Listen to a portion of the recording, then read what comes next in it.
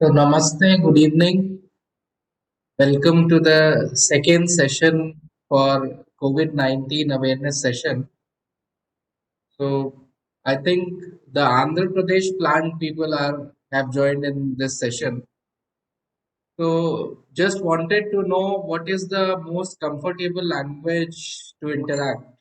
Whether Hindi would be fine, English would be fine, because Andhras, I don't know.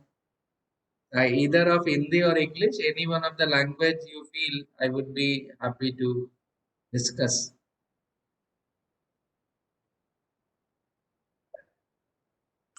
Can I hear some of the participants?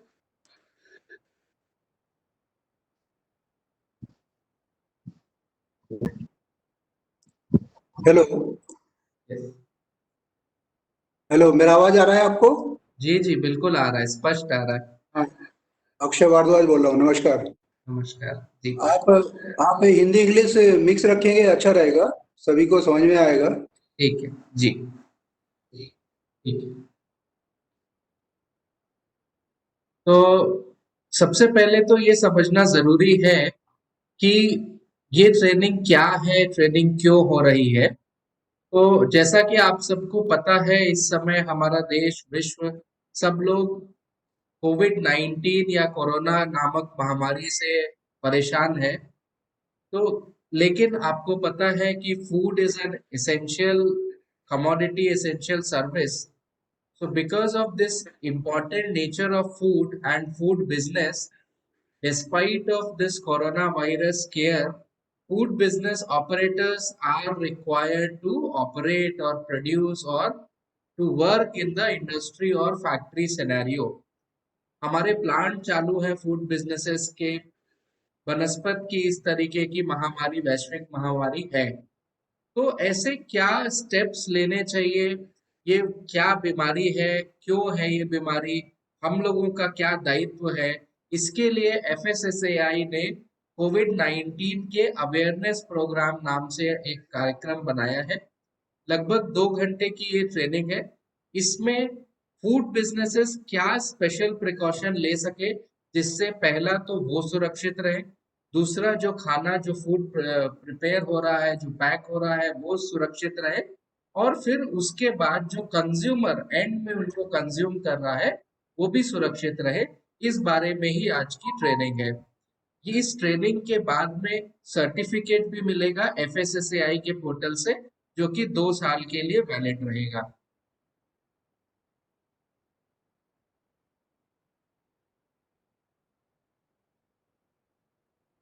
तो सबसे पहले तो यही समझना जरूरी है कि ये कोरोना वायरस है क्या, क्यों अलग है। शायद हम लोग के जीवन में पहली बार ऐसा हुआ कि इस तरीके से लॉकडाउन होना पड़ा, सब लोग अपने घरों में बैठे हैं। तो क्या अलग है इस वायरस के बारे में। हालांकि आप लोगों ने सोशल मीडिया के माध्यम से, टीवी के माध्यम से बहुत सारी जानकारियां व्हाट्सएप के माध्यम से आपके पास आई होंगी।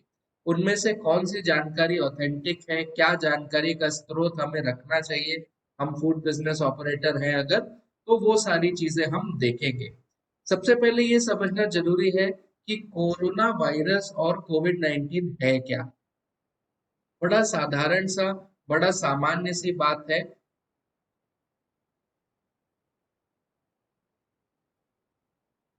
कोरोना वायरस एक विशेष प्रकार का वायरस है, एक विशेष वायरस है जो कि सीधे हमारी सांसों को प्रभावित करता है, हमारे रिस्पायरेटरी सिस्टम को प्रभावित करता है। ये वायरस इसलिए भी हम लोग के लिए कठिनाई का प्राय है, या इसलिए भी हम लोग के लिए कठिनाई का विषय है, सारे फूड बिजनेस ऑपरेटर्स के लिए, भारत सरकार के लिए, क्योंकि अभी तक इस वायरस की ना तो कोई वैक्सीन है, ना कोई इलाज है। और सारे जितने वायरस थे आगे चल के, चाहे वो हमारा पोलियो हो, चाहे वो अलग मीजल्स हो, चाहे अलग अलग प्रकार के चिकन पॉक्स हो, ये सारे वायरस आते गए और उनका वैक्सीन ढूंढ लिया गया। इसलिए अब हमें चिंता नहीं रहती है कि हमें ये वायरस पकड़ सकते हैं या इन वायरस से हमें दिक्कत हो सकती है। कोरोना वायरस, कोविड क्यों, अच्छा इसमें दोनों चीज में फर्क भी देख लीजिए।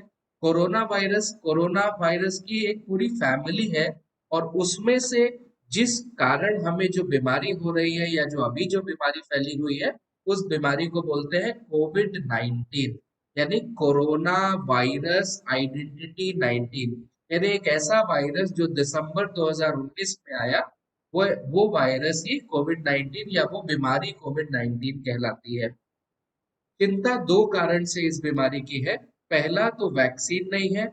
दूसरा कि ये बीमारी फैल रही है, ये बीमारी एक व्यक्ति से दूसरे व्यक्ति में फैल सकती है, कम्युनिकेबल डिजीज है।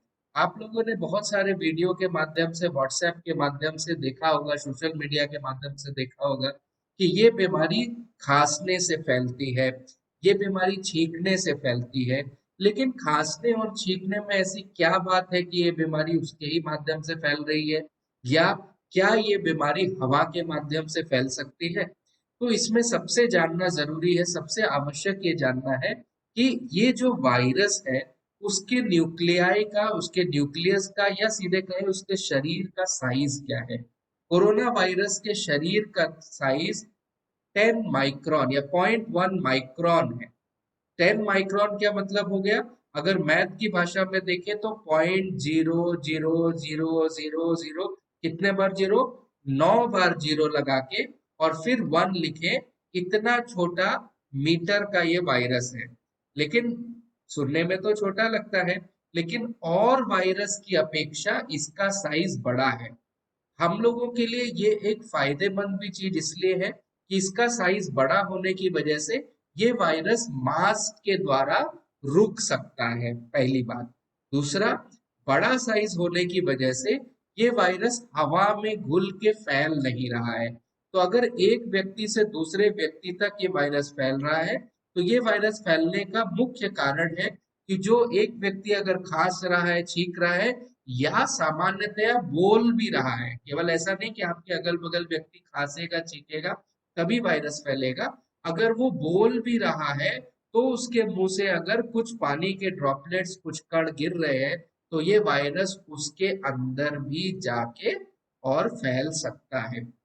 अब जाहिर सी बात है कि किसी भी व्यक्ति के जो मुंह से ड्रॉपलेट्स निकल रहे हैं, उनकी दूरी जो है, लगभग उनकी दूरी एक लिमिट में होती है। वो दूरी इस समय जो WHO ने बताया है कि लगभग 2 मीटर तक है। तो यानी अगर किसी संक्रमित व्यक्ति के 2 मीटर की रेंज में आ रहे हैं, चाहे वो खांस रहा हो, छींक रहा हो या बोल रहा हो, तो चांस है कि दूसरे भी व्यक्तियों को ये वायरस हो सकता है।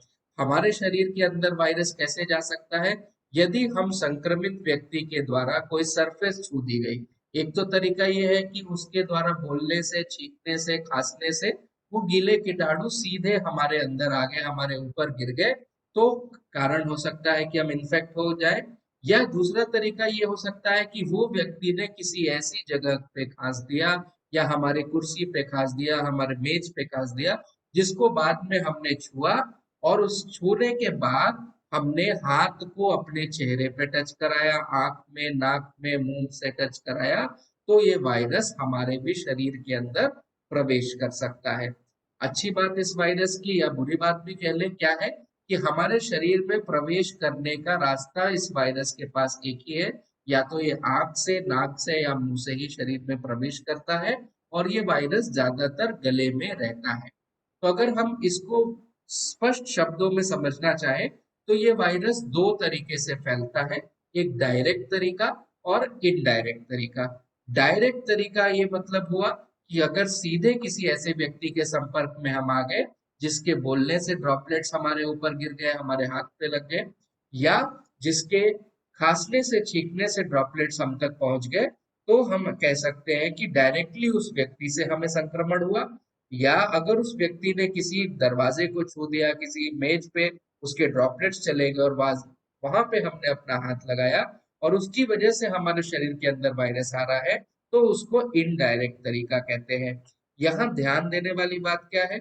ध्यान देने वाली बात सीधी यही है कि हमें ऐसे उपाय करने हैं जिससे कि वायरस हमारे शरीर के अंदर ना घुसे।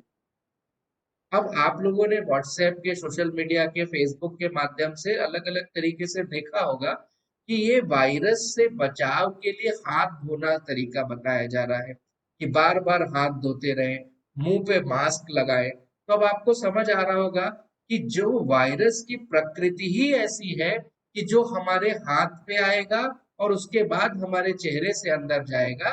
इसी वजह से बोला जा रहा है कि मान लीजिए हमने किसी संक्रमित जगह को छुआ और अगर हमने हाथ धो लिया तो फिर वायरस चला जाएगा। हमने हाथ नहीं धोया और अपना चेहरा छू लिया तो वायरस हमारे शरीर के अंदर प्रवेश कर सकता है। इसलिए सीधी बात है, जैसा इस वायरस का स्वरूप है उसी तरीके से इस वायरस का प्रिकॉशन है।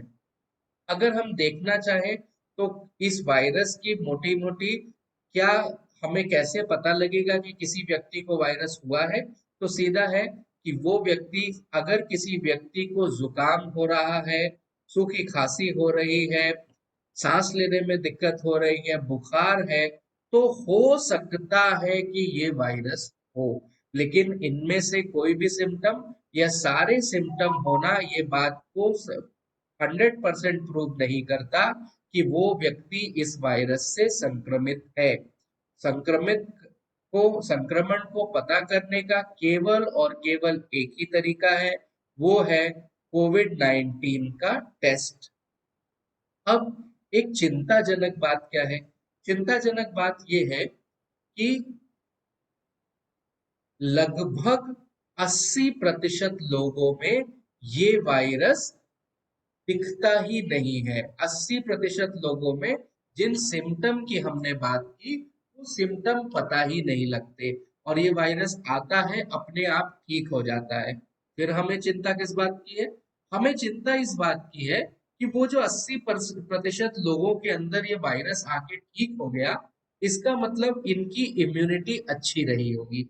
लेकिन अगर इनके संपर्क में कोई ऐसा व्यक्ति आ जाता है जिसकी इम्यूनिटी कम है, जिसको बोलते हैं कोमॉर्बिडिटी, यानी जिसकी उम्र ज्यादा है, जिसकी उम्र कम है, बहुत छोटा बच्चा है, या जिसको डायबिटीज है, हाइपरटेंशन है, बीपी है, हृदय रोग है, किडनी का फंक्शन दिक्कत है, वो सारे फंक्शन में अगर उसकी इम्यूनिटी डाउन है तो इस वायरस का प्रकोप बढ़ सकता है उस व्यक्ति के ऊपर। यानी हमारे को इस वायरस से लड़ाई करने में ये ध्यान रखना है कि हम केवल अपने लिए ही इस वायरस का बचाव नहीं कर रहे, अपितु हमारे आस-पास आने वाले जितने भी लोग हैं, उनकी भी सेहत की चिंता करने के लिए ही हमें इस वायरस का बचाव करना है।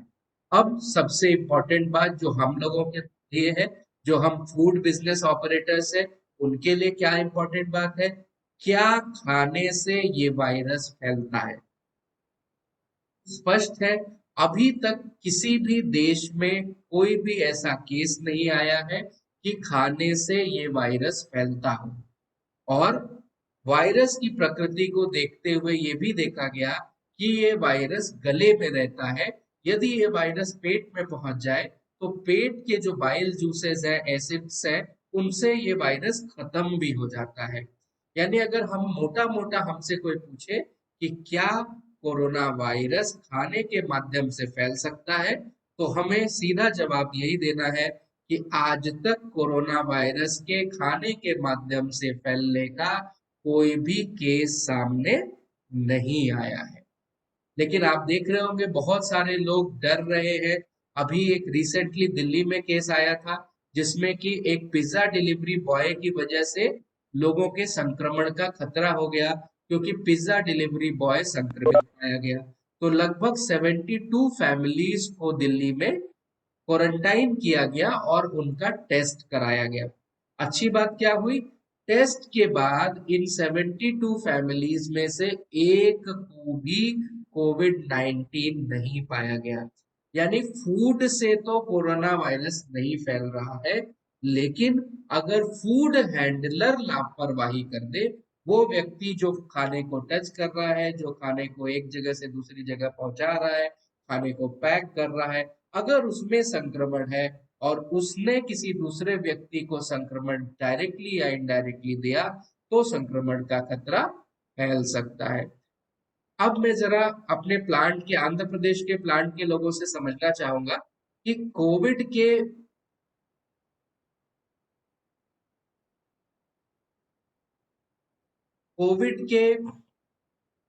सिनेरियो में आप लोग क्या क्या चीजें कर रहे हैं कोरोना वायरस से निपटने के लिए? कोई भी बताइए, आप लोगों ने क्या क्या स्टेप्स लिए हैं कोविड 19 के सिनेरियो में जो पहले नहीं करते थे?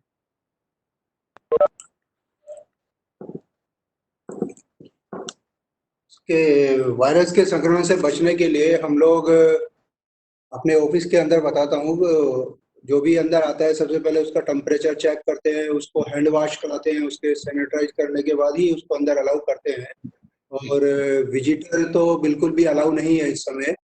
जी, जो लॉरी ड्राइवर वगैरह है वही अलाउ है। और एवरी 2 आवर्स में सभी एम्प्लॉय को हैंड वॉश करने के ऑर्डर दिए हैं और वो हैंड वॉश करते हैं। और बीच बीच में जाके हम लोग उसका टेम्परेचर भी चेक करते रहते हैं आदमी। जी। तो बिल्कुल ठीक। और कोई, आप लोग और कोई कदम ऐसा जो आपको लगता हो बताना चाहिए जो आप लोगों ने लिया हो? और तो जो लोग सब लोग बैठे हैं, मास्क, विदाउट मास्क तो कोई भी अलाउ है ही नहीं है। और जी, मिनिमम 1 मीटर का डिस्टेंस मेंटेन रखे हुए हैं एक दूसरे के बीच में बैठ के। Very good. तो अभी हम लोगों को इस ट्रेनिंग के माध्यम से क्या देखना है? हमें ये ध्यान देना है कि हम क्या-क्या काम कर रहे हैं। अगर कोई ऐसी चीज है जो हम नहीं कर रहे तो उसको करने लगे, या जो हम कर रहे जी। हैं उसमें कोई ऐसी चीज हो जिसको सुधारा जा सकता हो, तो वो भी हम इस ट्रेनिंग के माध्यम से देखेंगे। सबसे पहला जिसको हम गोल्डन रूल कह सकते हैं कि ये ट्रेनिंग में, ये इस कोरोना वायरस के सिनेरियो में, कोविड के सिनेरियो में क्या कर सकते हैं, क्या-क्या कदम उठा सकते हैं जिससे कि इसके संक्रमण को रोका जा सके, तो आपके सामने दिख रहा होगा। सबसे पहला तो थर्मल स्क्रीनिंग, यानी आने वाले व्यक्ति का टेम्परेचर देख लें। लेकिन अभी-अभी हम लोगों ने सीखा है कि 80% लोगों को तो बुखार ही नहीं होगा, यानी जरूरी नहीं है कि टेम्परेचर से ये पता लग जाए कि वो व्यक्ति को कोरोना वायरस है या नहीं है। लेकिन एक बात तो है कि जिसको बुखार होगा उसमें हो सकता है कि हो या ना भी हो। लेकिन अगर हम टेम्परेचर स्क्रीनिंग कर रहे हैं तो एक सीढ़ी या एक रुकावट तो हम पैदा कर ही रहे हैं। दूसरा तरीका क्या है कि हमें पता है कि मान लेते हैं संक्रमित व्यक्ति भी है, तो हमारे पास हमारे शरीर के अंदर जाने का तरीका कोरोना वायरस का सिंपल है। हमारे हाथ से वायरस टच होगा और हम अपने चेहरे से टच कराएंगे। तो हम क्या करेंगे, अगर हम 100% मास्क का प्रयोग करने लगे, खुद भी और प्लांट के सारे व्यक्ति, तो एक बात तो श्योर है कि कोविड का संक्रमण वाला व्यक्ति अगर आया भी तो वो संक्रमण नहीं फैल पाएगा। तीसरा और सबसे इम्पोर्टेंट चीज जो कि मैं रिक्वेस्ट करूंगा, इस ट्रेनिंग अगर आप लोग कर रहे हैं तो बहुत अच्छा है, और नहीं कर रहे तो इस ट्रेनिंग के बाद आप लोग करिए। 100% यानी हर व्यक्ति को आरोग्य सेतु ऐप डाउनलोड कराइए। ऐसा नहीं है कि ये गवर्नमेंट की ट्रेनिंग है इसलिए हम कह रहे हैं। अगर आपने डाउनलोड किया होगा ये ऐप, तो आपको पता लगा होगा कि इस ऐप में दिखने लगता है कि आपके 500 मीटर की दूरी में कितने लोग अस्वस्थ हैं, आपसे 1 किलोमीटर की दूरी में कितने लोग अस्वस्थ हैं। यदि किसी के कोरोना वायरस का टेस्ट पॉजिटिव आ गया, तो उस टेस्ट में अगर वो व्यक्ति आपके आसपास है, तो भी आपके आरोग्य सेतु ऐप में दिखने लगेगा कि आपके 500 मीटर की या 1 किलोमीटर की परिधि में कोई ऐसा व्यक्ति भी है जो कोविड पॉजिटिव है। इसका क्या, अगर फैक्ट्री में किसी के ऐप में ऐसा दिखेगा तो आप चेक कर सकते हैं, लोगों से पूछ सकते हैं कि क्या कोई ऐसा व्यक्ति है जिसका कोविड पॉजिटिव है या जिसका टेस्ट पॉजिटिव आया है। आपको यहाँ पे याद रखने वाली बात यही है कि तब तक पता नहीं लग सकता कि कोई व्यक्ति को कोरोना वायरस है जब तक कि उसका टेस्ट ना हो जाए। तो इस ट्रेनिंग, इस स्लाइड में मेरा आपसे केवल इतना रिक्वेस्ट रहेगा कि 100% एम्प्लॉयज का, चाहे वो ड्राइवर हो लॉरी का, चाहे वो गेटमैन हो, चाहे वो सैनिटाइजिंग वर्कर हो, जो भी व्यक्ति मेरे प्रांगण में, जो भी व्यक्ति मेरे प्रेमाइसेस में आ रहा है, उसको आरोग्य सेतु ऐप डाउनलोड करवाइए और गेट पे तभी एंट्री दीजिए जब उसके पास में ये ऐप डाउनलोडेड है। प्ले स्टोर से आसानी से ये ऐप डाउनलोड कर सकते हैं। अभी सर ने सॉरी बताया, सॉरी सॉरी सर, सर ने सॉरी। अभी सर अनिल जी आप अपना स्पीकर म्यूट में डाल दीजिए क्योंकि साउंड आ रहा है। अनिल अभी जी स्पीकर म्यूट में डालिए। Thank you, thank you, hello thank you. Sorry sir, sorry hello sir, please speaker mute में डालिए, साउंड आ रहा है उधर से काफी। अभी सर ने बताया कि अपने प्रेमाइसेस में आप लोग सोशल डिस्टेंसिंग फॉलो कर रहे हैं, फिजिकल डिस्टेंसिंग फॉलो कर रहे हैं। तो गवर्नमेंट का रिकमेंडेशन है कि लगभग एक व्यक्ति या दो व्यक्तियों के बीच में लगभग 1 मीटर की दूरी या 6 फीट की दूरी होनी चाहिए। लेकिन अभी पिछले हफ्ते ये भी पता लगा कि कोरोना वायरस जो है लगभग 2 मीटर तक ट्रेवल कर सकता है। तो अगर हम मास्क का प्रयोग कर रहे हैं, अगर हम सारे प्रिकॉशंस ले रहे हैं, तो फैक्ट्री में या वर्कशॉप में या एरिया में, प्रोडक्शन एरिया में 1 मीटर की दूरी भी चलेगी। लेकिन सामान्य प्रकरण में आपको लगभग 2 मीटर की दूरी अगर बनाए तो उससे अच्छा कुछ भी नहीं है। हम इस ट्रेनिंग में किस तरीके से हमारे प्रेमाइसेस को सैनिटाइज करेंगे, क्या केमिकल यूज होगा, कब यूज होगा, क्या प्रोसीजर होगा, वो सारी चीजें भी आगे जानेंगे। लेकिन ये जितनी चीजें आपकी स्क्रीन में दिख रही हैं, अगर 100% ये सारी चीजें आपके प्रेमाइसेस में फॉलो हो रही है, तो ये मान के चला जाएगा कि कोविड का संक्रमण का चांस आपके प्रेमाइसेस में कम है। अब मैं एक एक्टिविटी आपसे पूछ रहा हूँ। आपके हिसाब से कोविड 19 डिजीज जो है वो फूड बोर्न है, वाटर बोर्न है या एयर बोर्न है? आपके हिसाब से क्या सही जवाब होगा? एयरबोर्न। एयरबॉर्न। जी बिल्कुल ठीक है। लेकिन ध्यान देने योग्य बात यह है कि ऐसा नहीं है कि कोविड 19 का वायरस हवा में दूर तक उड़ सकता है। 2 ही मीटर तक अभी की स्टडी के हिसाब से ट्रेवल कर सकता है। लेकिन फिर भी खाने से नहीं हो रहा है, पानी से नहीं हो रहा, लेकिन हवा में ये वायरस 2 मीटर तक ट्रेवल कर सकता है। इनमें से कौन सा सही जवाब है? कोविड 19 डिजीज किसकी वजह से डायरेक्टली होता है? Coming in close contact of infected person, contaminated hands touching face, nose, eyes, touching contaminated surface, both A and B. आपके हिसाब से कौन सा सही जवाब है? डायरेक्ट पूछ रहा हूँ। अभी हमने सीखा है दो तरीके से ट्रांसमिशन है, डायरेक्ट और इनडायरेक्ट। तो डायरेक्ट कौन सा तरीका है?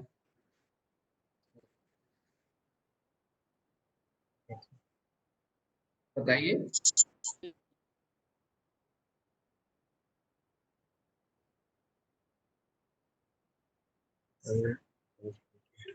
A and B, both A and B. Both A and B, बिल्कुल ठीक जवाब है। यानी डायरेक्ट तभी पहुंचेगा जबकि हम किसी अपने हाथ से, मुंह से, आंख, नाक को टच कर दे कंटामिनेटेड से, या फिर Yes, sir. किसी ऐसे व्यक्ति के संपर्क में आ जाए जो खुद भी इन्फेक्टेड। Infected. इनडायरेक्ट तरीका क्या है कोविड 19 के संक्रमण का?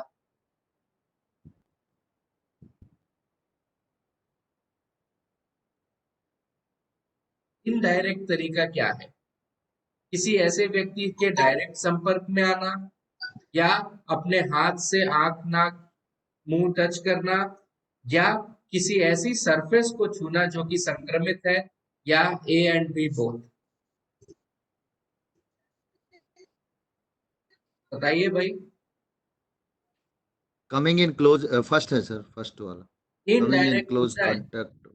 वो तो पिछले वाले का था। डायरेक्ट इनडायरेक्ट, अगर संक्रमित टचिंग कंटामिनेशन सरफेस। कंटामिनेटेड जी सरफेस है। बिल्कुल ठीक जवाब है। यानी अगर कंटामिनेटेड सरफेस को छू दिया तो इनडायरेक्टली होगा। इनडायरेक्टली मतलब क्या हुआ कि संक्रमित व्यक्ति ने उसको टच किया था अच्छा अच्छा. और फिर आपने भी उसको टच कर दिया। बिल्कुल ठीक जवाब। किसी सरफेस को छूना जो संक्रमित। Touching. See. किसी भी व्यक्ति को कोविड-19 का इन्फेक्शन है ये उसको कब पता लगता है? इनडायरेक्ट क्या उसको सर्दी जुकाम कंटामिनेटेड था जैसे सर। सर्दी जुकाम जैसे सिम्टम तुरंत आ जाते हैं? नहीं, 2 से 14 दिन का समय लगता है सिम्टम आने में। या कभी-कभी ऐसा भी होता है कि संक्रमित व्यक्ति को कभी लक्षण आते ही नहीं है। कौन सा सही जवाब है? कोई व्यक्ति है, उसको अगर कोविड-19 का संक्रमण हुआ, इन्फेक्शन हुआ, तो उसको BC, जुकाम both तुरंत हो जाएगा DS. या 2 से 14 दिन में उसको पता लगेगा, या ये भी हो सकता है कि उसको ना ही पता लगे, या बी एंड सी बोथ। क्या है सही जवाब? B and C, sir. B and Both. सी। बिल्कुल ठीक बात। यानी लगभग 80% लोगों को तो पता ही नहीं रहता कि उनको बीमारी है, लेकिन वो दूसरों को बीमारी दे सकते हैं जिसको कि इम्यूनिटी कम होगी और उसके लिए वो बीमारी दिक्कत कर जाए।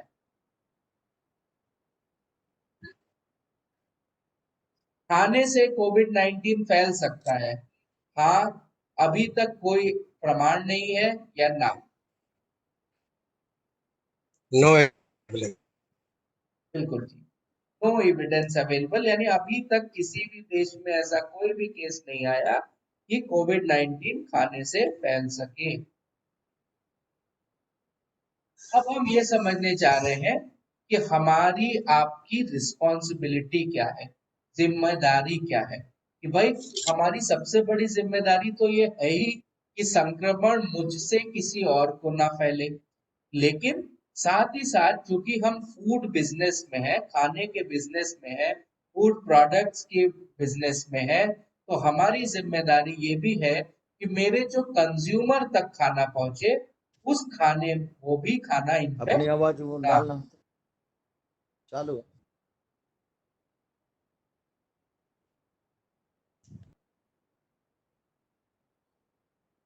क्या क्या जिम्मेदारी है भाई?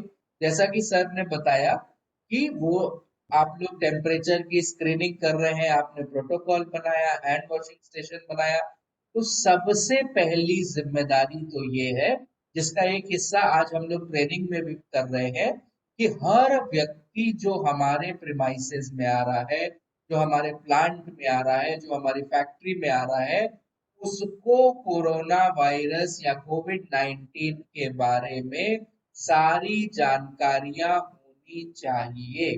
यानी कंडक्ट अवेयरनेस ट्रेनिंग। तो हमने अब आज जो ट्रेनिंग आप लोगों को दी, आप लोगों को भी आगे अपने वर्कर्स को, अपने परिवार को, अपने पड़ोसी को, सबको इसके बारे में जानकारी देनी है। क्यों देनी है? क्योंकि एक बात ध्यान रखिएगा, आपको संक्रमण नहीं होगा, लेकिन आप तभी तक सुरक्षित है जब तक आपके आसपास के लोग भी सुरक्षित हैं। और वो कब सुरक्षित होंगे? जब उनको भी इस वायरस से बचने के तरीके पता हो, पर्सनल हाइजीन पता हो, मास्क कैसे यूज करना है, कौन सा यूज करना है, ये सारी चीजें पता हो, सोशल डिस्टेंसिंग के बारे में पता हो। लेकिन अब एक चैलेंज आता है, एक दिक्कत, एक समस्या आती है। समस्या ये है कि भाई हमने तो ट्रेनिंग आज कर ली, और हो सकता है हमारे फैक्ट्री में भी जितने लोग आ रहे हैं उनको भी हम ट्रेनिंग करा दें, लेकिन कितने लोगों को या इतने सारे लोगों की एक साथ ट्रेनिंग कैसे हो? तो उसका बड़ा सिंपल सा तरीका है, जितने भी पब्लिक जगह है, कॉमन स्पेस है, जैसे रिसेप्शन है, गार्ड रूम है, हॉल है कोई, जहाँ पे लोग आते हैं, जहाँ के आसपास ज्यादा लोग रहते हैं, उन सभी जगहों अपना पर वीडियो देखो। अवेयरनेस के पोस्टर लगा दिए जाए। ऐसे बड़े बड़े पोस्टर्स लगा दिए जाए, उनमें वो सारी बातें हो जो कि हम चाहते हैं कि वो व्यक्ति फॉलो करे।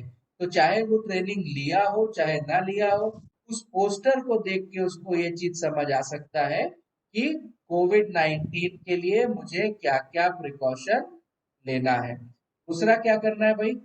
Encourage employees to come forward. यानी अगर किसी को सर्दी है, जुकाम है, कोई ऐसा सिम्टम होता है, तो ऐसा नहीं है कि वो छुपा के हमारी फैक्ट्री में आए। हमें क्या करना है, अभी आगे हम देखेंगे, एक लोकल रिस्पांस टीम, एक कोविड कोऑर्डिनेटर ही बना देना है और उसका नंबर लोगों तक पहुंचाना है, ताकि किसी भी व्यक्ति को कोई परेशानी होती है, सर्दी है, जुकाम है, कोई बात वो शेयर करना चाहता है, तो वो आके आपसे जानकारी ले सके। और क्या जिम्मेदारी है भाई फूड बिजनेस ऑपरेटर की, कि उसकी मदद करना, कि अगर वो लो इनकम ग्रुप का आदमी है और वो बीमार हो जाता है तो उसको छुट्टी दे दे, उसके पैसे ना काटे। ये सारी जिम्मेदारी भी एक रिस्पॉन्सिबल एफबीओ की है।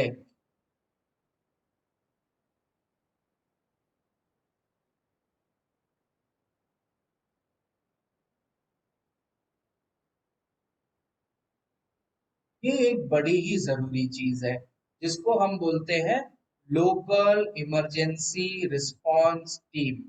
या आप में से कितने लोग हैं ऐसे जो FSMS के बारे में जानते हैं? फूड सेफ्टी मैनेजमेंट सिस्टम क्या होता है? फूड सेफ्टी मैनेजमेंट सिस्टम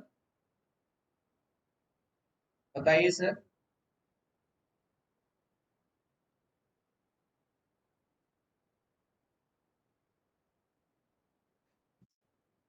आप जाइए, वापस आइए।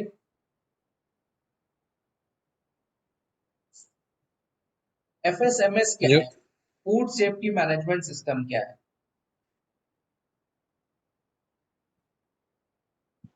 जो भी प्रोडक्ट हम पैक कर रहे हैं वो जैसे कंज्यूमर तक सेफ पहुंचे, वही। देखिए, फूड सेफ्टी मैनेजमेंट सिस्टम एक डॉक्यूमेंट है, एक कागज है, जिसपे आप ये सारी चीजें लिखते हैं कि आपके प्रांगण में, आपके प्रेमाइसेस में किस तरीके से फूड सेफ्टी को इंश्योर करें, यानी खाना सुरक्षित रहे। इसके लिए हम अपने पूरे प्रेमाइसेस में क्या क्या स्टेप ले रहे हैं, क्या क्या प्रोसेस बना रहे हैं, वो सारे प्रोसेस को जब किसी एक डॉक्यूमेंट में लिख दिया जाता है तो उसी को बोलते हैं फूड सेफ्टी मैनेजमेंट सिस्टम। लेकिन मैंने अभी ये क्यों पूछा? फूड सेफ्टी मैनेजमेंट सिस्टम का डॉक्यूमेंट आपको लाइसेंस या रजिस्ट्रेशन लेते समय जमा करना अनिवार्य है। यानी अगर आपने लाइसेंस या रजिस्ट्रेशन के लिए अप्लाई किया है तो उसमें से एक डॉक्यूमेंट FSMS प्लान भी होता है। आप में से जो भी मैनेज जो प्लांट हेड है, जो मैनेजमेंट के लोग हैं, आपकी जिम्मेदारी है कि आप अपने प्लांट का फूड सेफ्टी मैनेजमेंट सिस्टम निकाल के ध्यान दें, पढ़ें कि उसमें क्या लिखा हुआ है। क्योंकि इस समय कोविड-19 के सिनेरियो में आपके लिए बहुत जरूरी है ये ध्यान रखना कि किस तरीके से हम अपने प्लांट के अंदर फूड सेफ्टी करें। और अगर आपने खुद अप्लाई नहीं किया था लाइसेंस रजिस्ट्रेशन के लिए, अगर किसी कंसल्टेंट से लिया था FSMS प्लान, तो भी कोई चिंता करने की जरूरत नहीं है। एक नया हम प्लान बना रहे हैं कोविड-19 के सिनेरियो में, जिसको कि आप बोलेंगे लोकल इमरजेंसी रिस्पांस सिस्टम। यानी अगर FSMS प्लान है तो जो ये आप प्रोटोकॉल बनाएंगे, जो प्रोसीजर बनाएंगे, जो प्रोसेस बनाएंगे, वो आपके FSMS प्लान का भी हिस्सा हो जाएगा। और अगर FSMS प्लान नहीं है तो अभी के लिए जब तक कोविड-19 का सिनेरियो है, आपकी जिम्मेदारी है इस ट्रेनिंग के बाद कि दो चीजें करें। सबसे पहला क्या करें? एक तो लोकल इमरजेंसी रिस्पांस टीम बनाएं। लोकल इमरजेंसी रिस्पांस टीम मतलब क्या हुआ? एक ऐसी टीम एक ऐसी टीम जिसकी जिम्मेदारी होगी कि अगर कोई इमरजेंसी आ जाए तो ये इसी टीम की रिस्पॉन्सिबिलिटी होगी कि व्यक्ति को क्या स्टेप लेना है, क्या प्रोसेस लेना है, क्या सावधानी लेनी है कोविड-19 के समय में, वो ये टीम निर्धारित करेगी। और ये टीम क्या बनाएगी? ये टीम ये बनाएगी कि क्या-क्या गाइडलाइन होनी चाहिए कोविड-19 से लड़ाई लड़ने के लिए। तो आपके हिसाब से इस टीम में कौन-कौन होना चाहिए? अगर आपको ऐसी टीम बनाने का जिम्मा दिया जाए जिसको ये गाइडलाइन बनानी हो कि वो कोविड-19 के लिए क्या-क्या प्रोसेस, क्या-क्या स्टेप करे, तो उस टीम में कौन-कौन होना चाहिए? बताइए जल्दी से। सारे पार्टिसिपेंट लोग एक-एक लोग का नाम बताइए। कौन कौन होना चाहिए इस टीम में? एक तो फूड सेफ्टी सिक्योरिटी हाँ, कौन एंड होना सेफ्टी चाहिए? पर्सन। आपने बोला quality, safety, security, production. Food safety person, बहुत वेरी गुड।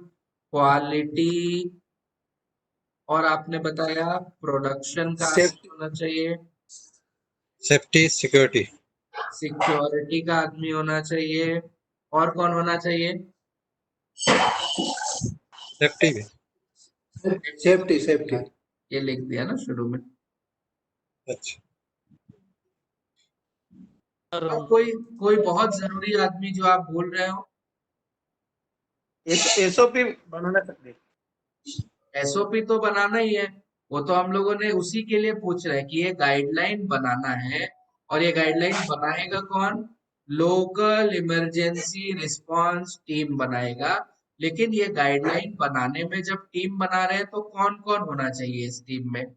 आप लोगों ने बताया है कि एक तो मेरा सेफ्टी का आदमी होना चाहिए जो फूड सेफ्टी देखता है, यानी फूड सेफ्टी का आदमी होना चाहिए। फिर आप लोगों ने बताया सिक्योरिटी पर्सनल होना चाहिए। फिर आप लोगों ने बताया क्वालिटी का आदमी होना चाहिए, और कौन होना चाहिए? सीनियर सीनियर मैनेजमेंट का भी कोई आदमी हो इसके अंदर, वेरी और गुड। एचआर। मैनेजमेंट रिप्रेजेंटेटिव होना चाहिए, अच्छा, और एचआर होना चाहिए। एक बहुत इंपॉर्टेंट आदमी आप लोग भूल रहे हैं, कौन? और मेडिकल का फूड से एक्सपीरियंस हो, हेल्थ सेफ्टी अफसर।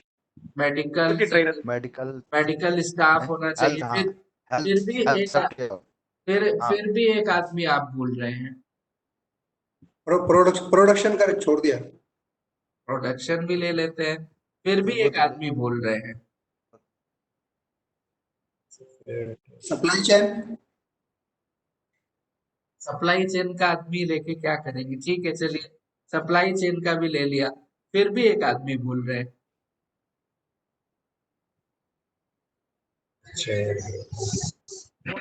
Food safety trainer. हाँ, food safety trainer. Food safety trainer भी हो गया, फिर भी एक आदमी भूल रहे हैं।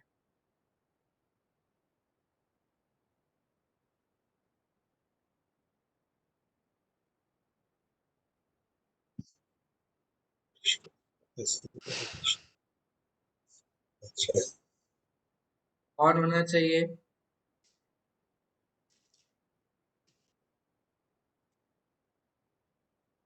Housekeeping person. Local very good. यानी कि वो हाउसकीपिंग। व्यक्ति जो इसलिए किसके लिए रिस्पॉन्सिबल होगा? वो व्यक्ति जो हाउस कीपिंग की जिम्मेदारी रखता हो, जो व्यक्ति सैनिटेशन की जिम्मेदारी रखता हो, क्लीनिनेस की जिम्मेदारी रखता हो, वो व्यक्ति होना सबसे जरूरी है।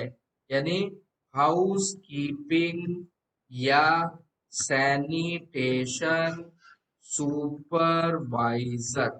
क्यों?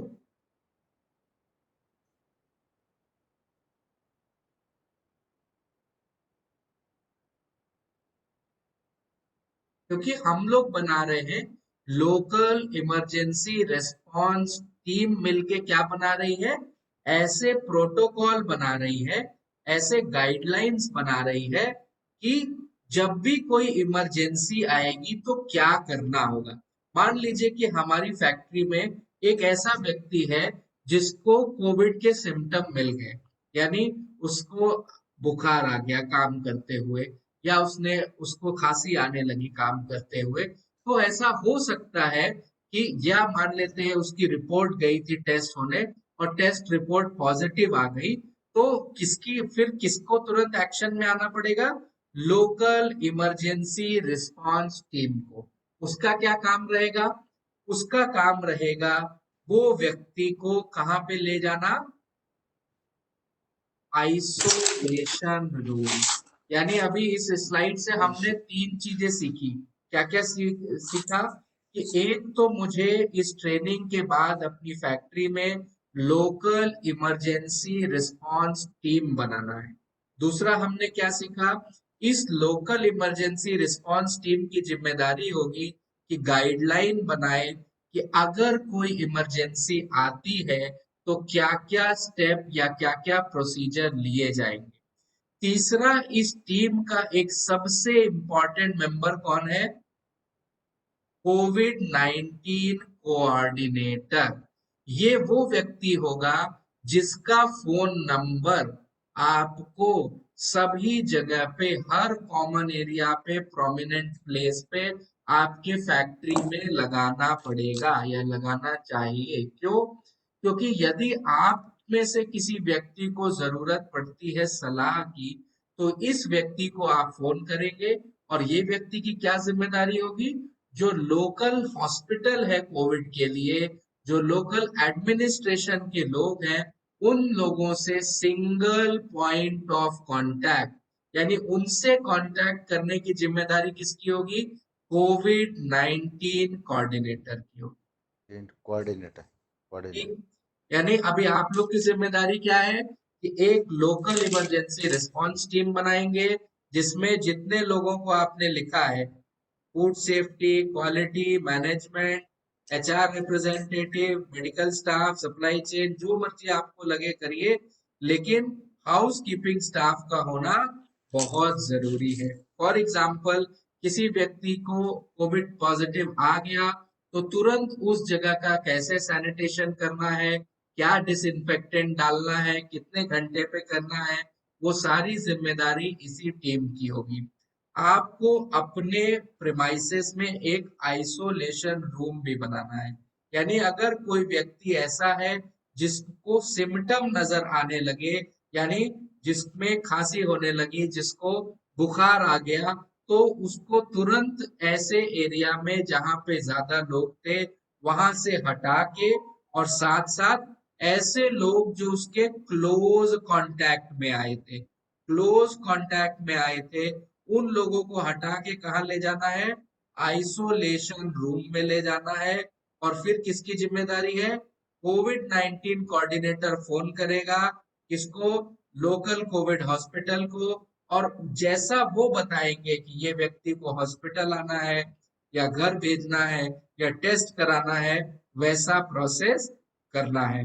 और इस टीम का क्या खास बात होना है कि सारे लोगों का अटेंडेंस, हेल्थ, विजिटर पॉलिसी, आपको पता होगा आपके प्रेमाइसेस में अलग अलग लोग ये सारी चीजों के लिए जिम्मेदार हैं। अटेंडेंस के लिए अलग है, हेल्थ स्टेटस अलग है, विजिटर पॉलिसी अलग होगी।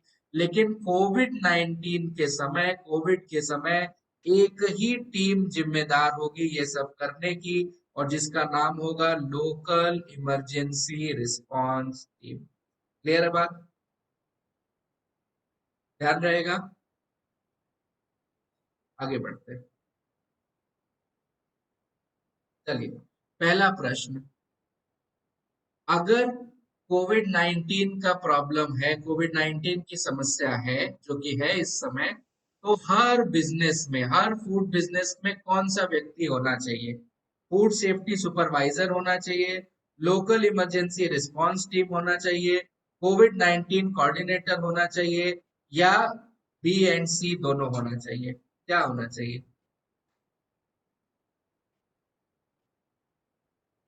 बी बी एंड सी। बिल्कुल ठीक।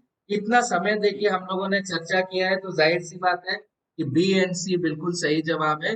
लेकिन मेरा आपसे प्रश्न ये है कि ये क्या करता है?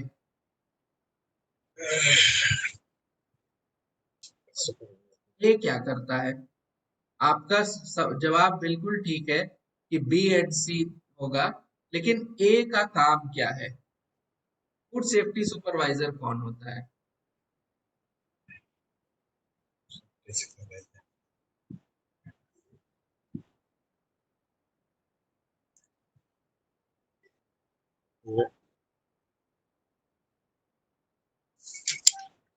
कौन होता है भाई, बताइए। फूड सेफ्टी सुपरवाइजर एक ऐसा व्यक्ति है जो लीगल टर्म है, एफएसएसएआई में हर 25 फूड हैंडलर पे एक फूड सेफ्टी सुपरवाइजर का होना जरूरी है। ये एफएसएसएआई ने मैंडेटरी किया है या रिकमेंड किया है कि हर 25 आदमी पे एक फूड सेफ्टी सुपरवाइजर होना चाहिए। उसका काम क्या है? किसी भी प्रिमाइसेस में फूड सेफ्टी की सारी जिम्मेदारी, फूड सेफ्टी को ठीक से निभाया जा रहा है, प्रोसेस सारे ठीक है कि नहीं, आगे लोगों को क्या ट्रेनिंग देनी है फूड सेफ्टी की, वो सारी जिम्मेदारी एक फूड सेफ्टी सुपरवाइजर की होती है। ये फूड सेफ्टी सुपरवाइजर कैसे बनते हैं? एफएसएसएआई अपनी ट्रेनिंग कराता है और उनको सर्टिफाई करता है, उसके बाद ही ये फूड सेफ्टी सुपरवाइजर कहलाते हैं। जैसे इस ट्रेनिंग के बाद आपको सर्टिफिकेट मिलेगा जो 2 साल के लिए वैलिड होता है, उसी तरीके से फूड सेफ्टी सुपरवाइजर की अलग ट्रेनिंग एफएसएसएआई करता है। मैनेजमेंट या मैनेजर की क्या जिम्मेदारी है?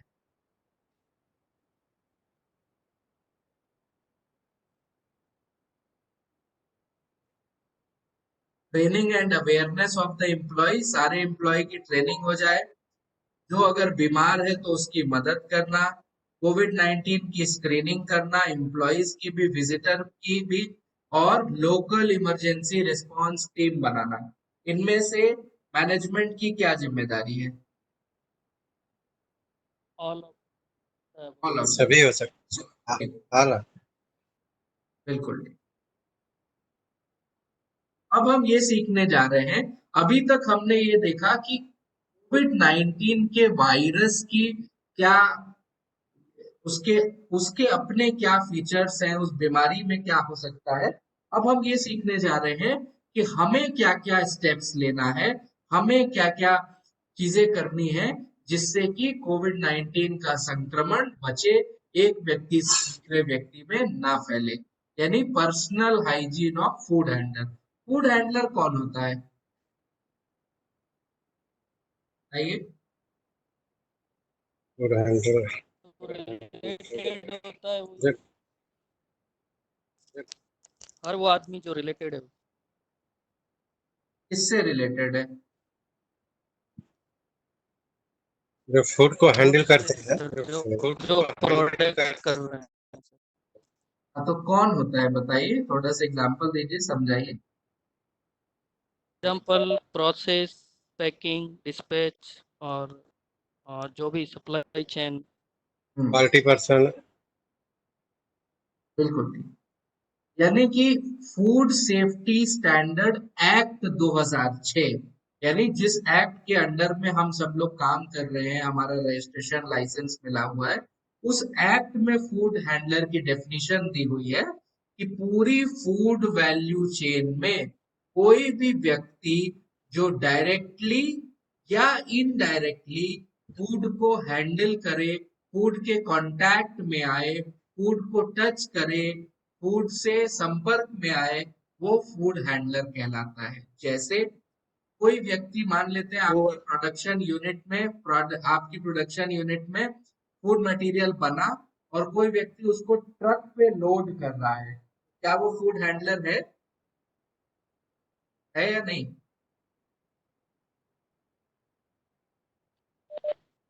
बताइए।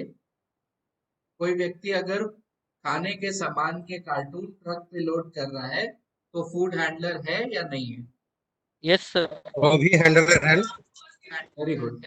और अगर जो ड्राइवर है उस गाड़ी का, वो भी फूड हैंडलर है? वो भी फूड हैंडल है, वेरी गुड, वो भी आएगा।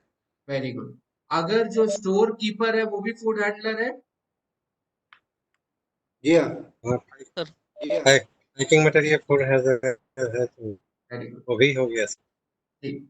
लेकिन अभी कोविड-19 के सिनेरियो में फूड हैंडलर्स को थोड़ा सा फूड हैंडलर की डेफिनेशन को और ब्रॉड मानना पड़ेगा, क्योंकि कोविड-19 एक इन्फेक्शियस डिजीज है, एक व्यक्ति से दूसरे व्यक्ति में फैलता है। तो मेरे फैक्ट्री में अगर मेरे मैनेजमेंट के लोग भी हैं जो कि मेरे फूड हैंडलर्स के संपर्क में आ रहे हैं, तो जाहिर सी बात है कि उनसे भी फूड को परेशानी हो सकती है, उनसे मेरे फूड हैंडलर्स को इन्फेक्शन हो सकता है। लेकिन वो लोग तो डायरेक्टली फूड हैंडल नहीं कर रहे, फिर भी उनको भी वो सारे प्रिकॉशन लेने पड़ेंगे जो एक नॉर्मल हमारे फूड हैंडलर को लेना पड़ता है। क्या क्या प्रिकॉशन लेने पड़ेंगे भाई? आपके सामने स्क्रीन पे है, 5 नियम है। सबसे पहला, हाथ धोइए। कितने समय तक? 20 सेकेंड तक कम से कम हाथ धोना चाहिए। किसने बोला? WHO ने। WHO की गाइडलाइन है कि मिनिमम 20 सेकेंड तक हाथ धोए। क्यों 20 सेकेंड तक हाथ धोना आवश्यक है भाई? क्योंकि सोप का, साबुन का अपना एक काम करने का तरीका है, जिसको बोलते हैं, अगर आपने केमिस्ट्री पढ़ी होगी छोटी क्लासेस में तो आपने सुना होगा सैपोनिफिकेशन। क्या होता है भाई? सोप कैसे काम करता है? सोप के जो कण है, साबुन के जो कण है, वो गंदगी के चारों ओर, वायरस के चारों ओर, बैक्टीरिया के चारों ओर नेट बना लेता है, गोला बना लेता है। और फिर जब पानी से आप उसको बहाते हैं तो एक सिरा पानी के साथ जुड़ जाता है और दूसरा सिरा गंदगी या बैक्टीरिया वायरस के साथ जुड़ जाता है और उसको साथ में लेकर बह जाता है। अगर साबुन को समय ही नहीं देंगे आपके हाथ के सभी हिस्सों में पहुंचने का, तो वो साबुन काम ही नहीं कर पाएगा। इसलिए कहा गया मिनिमम 20 सेकेंड तक तो हाथ धोना है। अब आप लोगों में से बहुत सारे लोगों ने बहुत सारा वीडियो देखा होगा हाथ धोने का, तो मुझे जल्दी से स्क्रीन पे कोई बता दे कि कितने स्टेप होते हैं हैंड वॉशिंग के और कौन कौन से स्टेप्स हैं।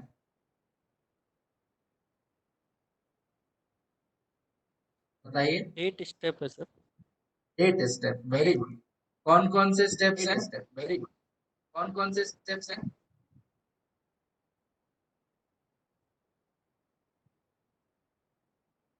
बताइए, बताइए। स्क्रीन पे आइए, मैं ये हटा रहा हूँ। स्क्रीन पे आइए, शेयरिंग ये हटा रहा हूँ।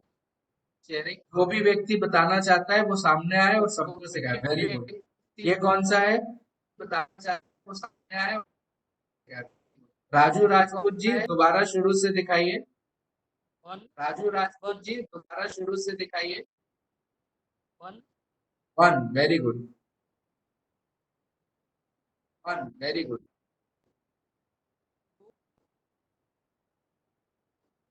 3 5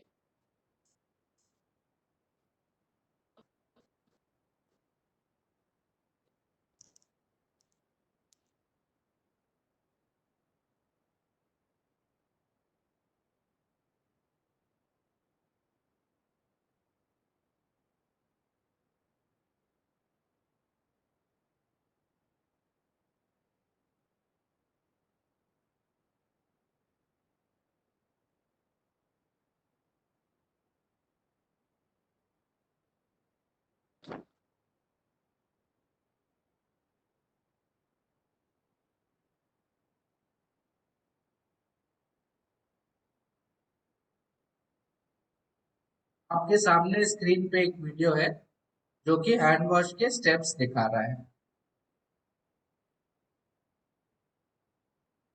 सबसे पहले हाथ गीला किया,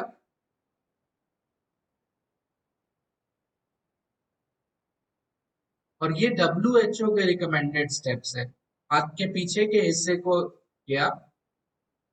हम लोग क्या करते हैं, नॉर्मली हैंड वॉश करते समय ये उंगलियों के बीच का हिस्सा भूल जाते हैं। फिर ये नाखून के आगे का हिस्सा।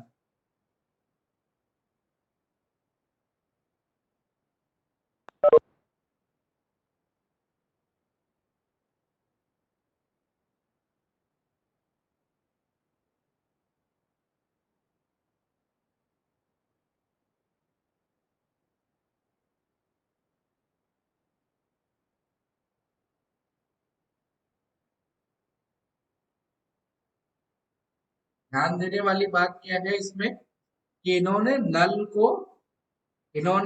को पेपर टॉवेल से बंद किया, है ना। पेपर टॉवेल से क्यों बंद किया? इतनी मेहनत से तो हैंड वॉश किया था, लेकिन जब हमने वापस से हम अपना नल को छूना चाहेंगे, वापस से जब हमने नल को टच किया और अगर गंदे हाथों से टच कर दिया तो फिर सारी मेहनत बेकार हो जाएगी। इसीलिए वापस से पेपर टॉवेल से नल बंद करें। नहीं तो क्या कर सकते हैं, आप लोग फैक्ट्री वाले लोग हैं, आप अपने टेक्नीशियन से बात करके फुट ऑपरेटेड पैर से चलने वाले नल का प्रयोग करें हैंड वॉश स्टेशन पे, और ज्यादा से ज्यादा हैंड वॉश स्टेशन जगह पे लगाएं, एंट्री पे लगाएं, जहां पे आपका खाना का प्रोसेस हो रहा है, जहां पे पैकेजिंग हो रही है, क्योंकि अभी कोविड-19 के सिनेरियो में लगभग हर 2 घंटे पे हाथ धोने की फैसिलिटी मिलनी चाहिए। यदि हम हाथ नहीं धो पा रहे हैं तो फिर हमें अल्कोहल बेस्ड सैनिटाइजर, यानी एक ऐसा सैनिटाइजर जिसमें लगभग 70% अल्कोहल रहेगा, उसका प्रयोग भी हम हैंड वॉश के लिए या हैंड को सैनिटाइज करने के लिए कर सकते हैं। तीसरा, गुड रिस्पायरेटरी हाइजीन, बड़ा जरूरी। इसके बारे में अभी हम लोग बहुत डिटेल में सीखने जा रहे हैं कि जैसा कि हमने शुरू में देखा, कोरोना वायरस रिस्पायरेटरी डिजीज है, हमारे लंग्स को अफेक्ट करता है, सांस लेने में दिक्कत करता है, तो हमें कोशिश क्या करना है, मास्क पहनना है। कौन सा मास्क पहनना है भाई, बताइए आप लोग कौन सा मास्क प्रयोग करते हैं?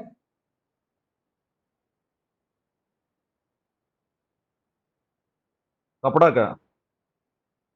कपड़े का मास्क कैसे प्रयोग करते हैं बताइए, फैक्ट्री ने दिया कपड़े का मास्क? हाँ जी। अच्छा, कितने मास्क दिए? एक ही दिए है। तो फिर टू मिनिमम टू सबके पास है, और अगर उसको फ्रीक्वेंसी चेंज भी करते रहते हैं, नया इशू कर देते हैं जब कोई रिक्वायरमेंट आती है किसी की। तो कोई सर्जिकल मास्क नहीं यूज करता, ऐसा वाला मास्क, ऐसा वाला? सर्जिकल इनिशियली हम लोग चालू किया था, लेकिन उसके बाद वो यूज नहीं कर रहे, अभी यूज नहीं कर रहे। कोई कारण क्यों नहीं यूज कर रहे?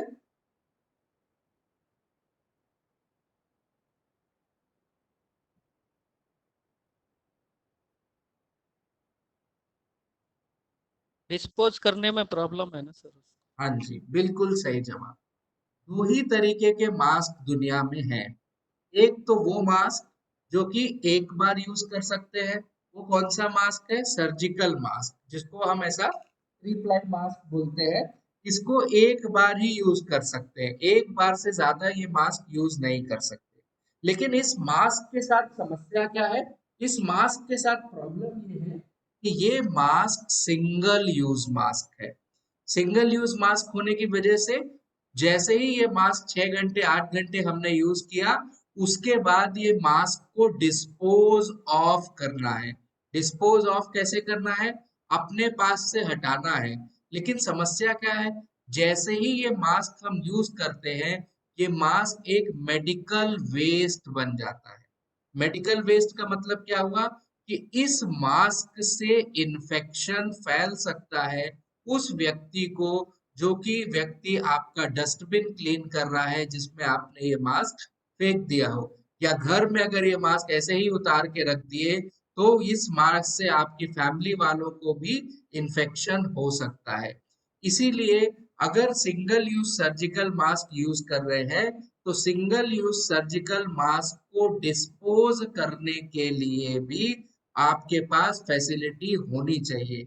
अगर आपकी फैक्ट्री में लाल रंग की अलग से डस्टबिन है जिसपे लिखा हुआ है बायोमेडिकल वेस्ट या मेडिकल वेस्ट, तो तभी आप सर्जिकल मास्क का प्रयोग करेंगे, अन्यथा सर्जिकल मास्क का प्रयोग बिल्कुल मत करिए। क्योंकि अगर ये सामान्य डस्टबिन में मास्क फेंका जा रहा होगा, तो जो व्यक्ति इस मास्क के संपर्क में आएगा, जो इसको टच करेगा, उसके भी इन्फेक्ट होने का चांस है, और बाद में वो आपके पूरे ऑफिस की, आपकी पूरी फैक्ट्री की साफ सफाई करेगा, तो पूरी फैक्ट्री में इन्फेक्शन होने के चांस है। जब आप उसको रेड डस्टबिन में डिस्पोज ऑफ करते हैं, तो उस डस्टबिन को साफ करने वाला व्यक्ति खुद पीपीई पर्सनल प्रोटेक्टिव इक्विपमेंट पहनता है, ग्लव्स पहनता है, मास्क पहनता है, और फिर वो मास्क टच करता है। एक और बहुत इंपॉर्टेंट बात, अगर आपको सर्जिकल मास्क प्रयोग करना ही पड़े, यूज करना ही पड़े, तो डिस्पोज करते समय सर्जिकल मास्क को पेपर में लपेट कर, पेपर में रैप करके ही डस्टबिन में डालें। डब्ल्यूएचओ ने क्या बोला, डब्ल्यूएचओ ने बोला है, डब्ल्यूएचओ ने बोला कि अगर आप एक मास्क यूज करते हैं तो आपको ये पता होना चाहिए कि उस मास्क को यूज कैसे करना है और उस मास्क को डिस्पोज कैसे करना है। और एक बड़ी इंपॉर्टेंट बात कही डब्ल्यूएचओ ने कि अगर दुनिया में 50% लोग मास्क यूज करेंगे तो केवल 50% लोग ही वायरस से बच सकते हैं, लेकिन अगर दुनिया में 80% लोग मास्क प्रयोग करेंगे तो 100% वायरस का बचाव हो सकता है। तो अगर मुझे अपनी फैक्ट्री में ये चाहिए कि एक व्यक्ति से दूसरे व्यक्ति को कोरोना वायरस का संक्रमण ना हो, तो सबसे अच्छा तरीका क्या है? 100% लोगों को मास्क के यूज के प्रति अवेयरनेस करना है, मास्क मैंडेटरी करना है, बिना मास्क के फैक्ट्री के अंदर आने नहीं देना है।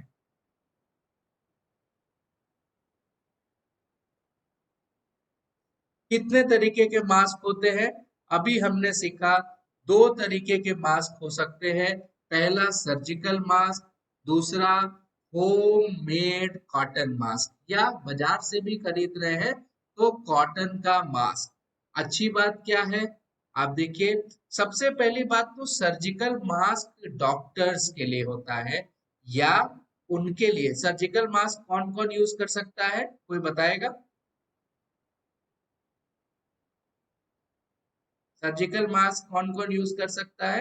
कौन कौन यूज कर सकता है? डॉक्टर्स हो गए, नर्स हो गई, मेडिकल they will use. और आप Medical they will use. Medical वाले।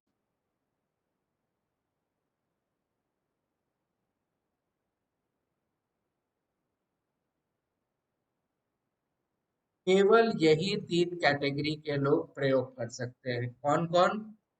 डॉक्टर प्रयोग करें, या इन्फेक्टेड पर्सन जिसको कोविड-19 हो गया है, जिसका टेस्ट में पॉजिटिव आ गया है, वो भी सर्जिकल मास्क ही प्रयोग करे। और तीसरा कौन? वो व्यक्ति जो ऐसे व्यक्ति की केयर कर रहा हो, उसकी देखभाल कर रहा हो, वो भी सर्जिकल मास्क प्रयोग कर सकता है। क्यों?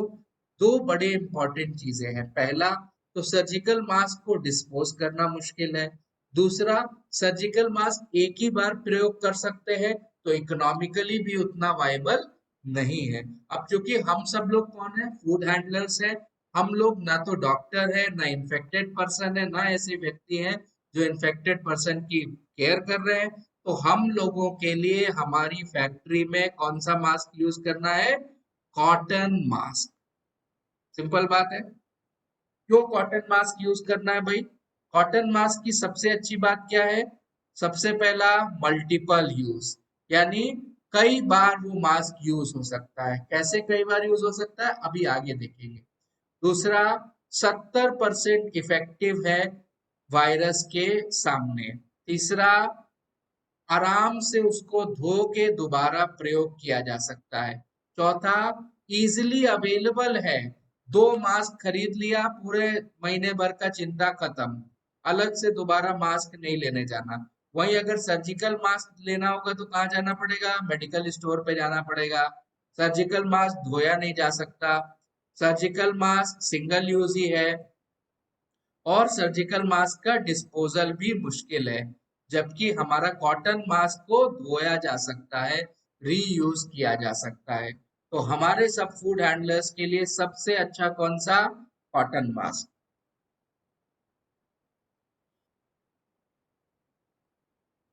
अब आते ये है कि भाई कॉटन मास्क कितनी देर यूज करें, कैसे प्रयोग करें, क्या क्या ध्यान रखें, कोई बताएगा? आप लोग कॉटन मास्क प्रयोग कर रहे हैं तो कॉटन मास्क कैसे प्रयोग करते हैं?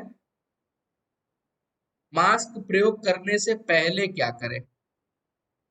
2 चीजें देखिए आपके सामने स्क्रीन पे। मास्क यूज करने से पहले क्या क्या ध्यान रखें और बाद में क्या क्या ध्यान रखें। सबसे पहले क्या ध्यान रखना है?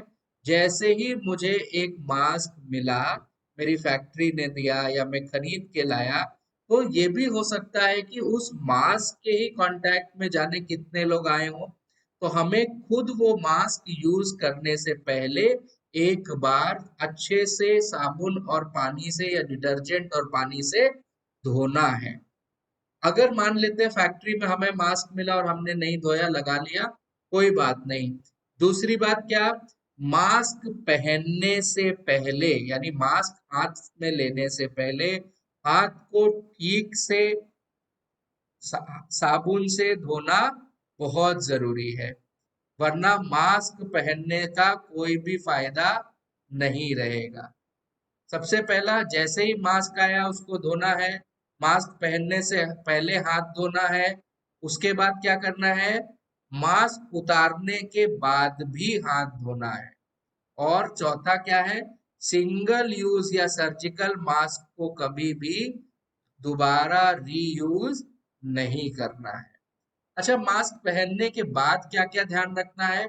सबसे पहली ध्यान, मास्क के आगे का जो ये सरफेस है, सामने का जो एरिया है, मास्क के सामने के एरिया को टच नहीं करना है।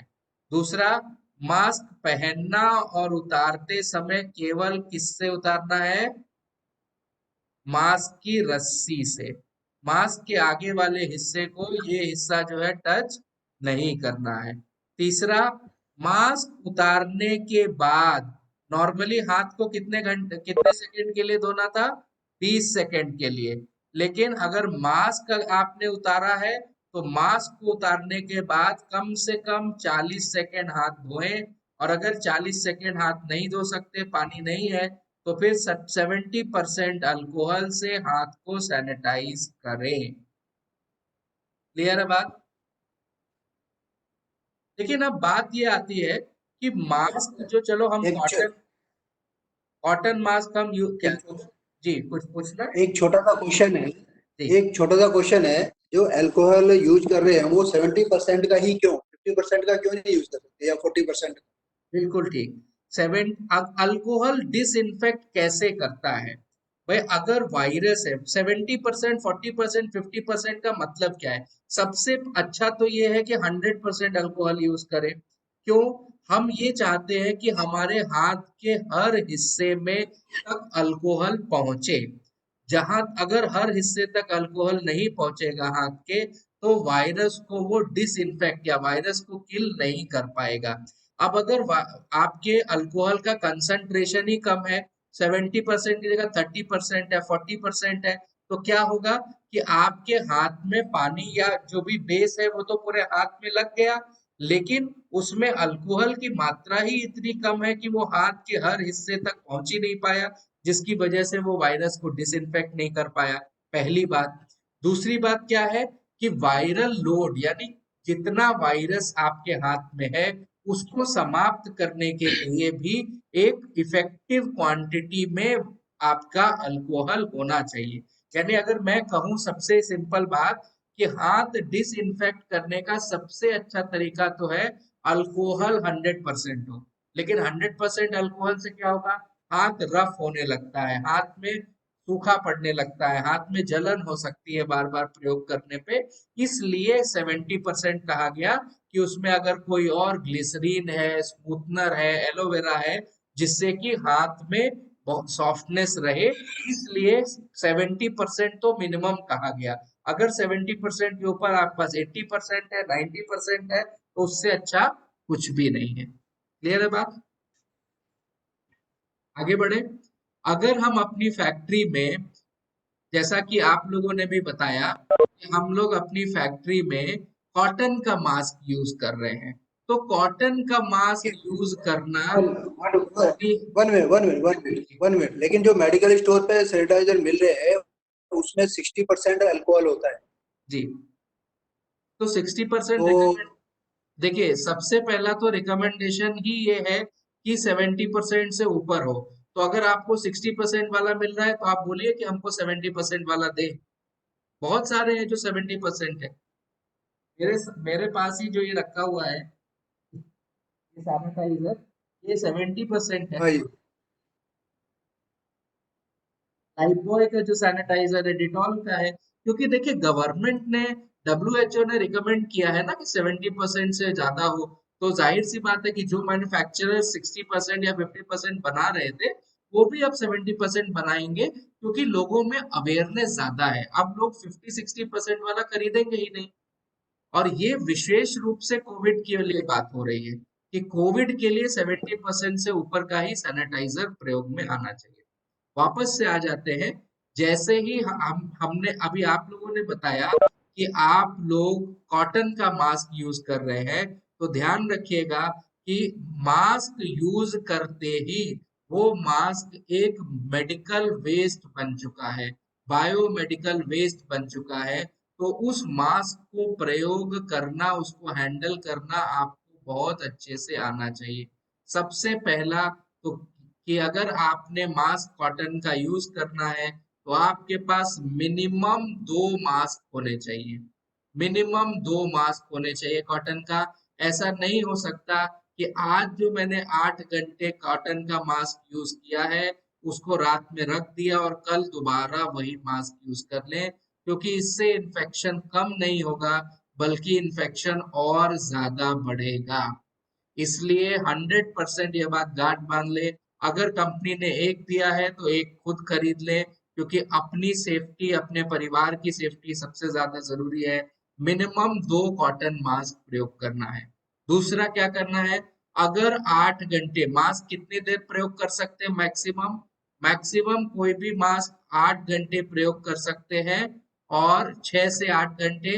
और अगर उससे पहले ही मेरा मास्क गीला हो जाए, मेरे मुंह के फ्लूइड से गीला हो जाए, तो मुझे मास्क को चेंज करना ही पड़ेगा। दूसरी बात, मास्क जैसे ही 8 घंटे हुए, आपने शिफ्ट खत्म हुई, तो आपको मास्क को उतार के रखना है। वो रखने का तरीका भी फिक्स होना चाहिए। अभी आपको आगे दिखाएंगे। इस तरीके का आपको एक प्लास्टिक का बैग रखना है, पन्नी रखनी है, पॉलिथीन रखना है, जिसको कि आपको क्या करना है,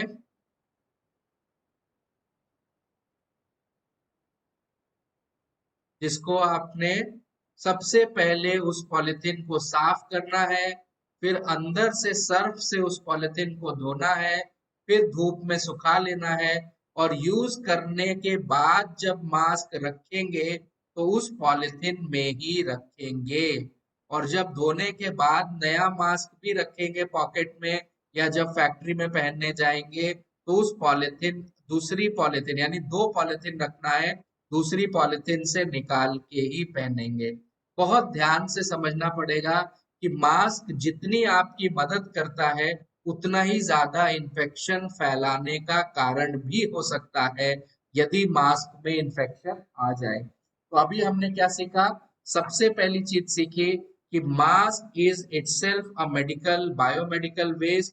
तो उसको यूज करने के लिए मैक्सिमम 6 से 8 घंटे ही प्रयोग कर सकते हैं, और 6 से 8 घंटे के बाद उसको एक साफ प्लास्टिक की पॉलिथीन में रखना है, घर आना है, और क्या करना है, गर्म पानी और साबुन से, गर्म पानी और साबुन से उस मास्क को धोना है, और सूरज में, कम से कम सूरज की रोशनी में 5 घंटे सुखाना है। अगर हम इतना कर दें, तो हमारे को कोई भी सर्जिकल मास्क, रोज रोज कोई भी N95 मास्क खरीदने की जरूरत नहीं है। लेकिन मान लेते हैं कि सूरज की रोशनी नहीं मिल पा रही, कोई बात नहीं, हमारे पास एक दूसरा ऑप्शन है, ऑप्शन टू। ऑप्शन टू क्या है भाई?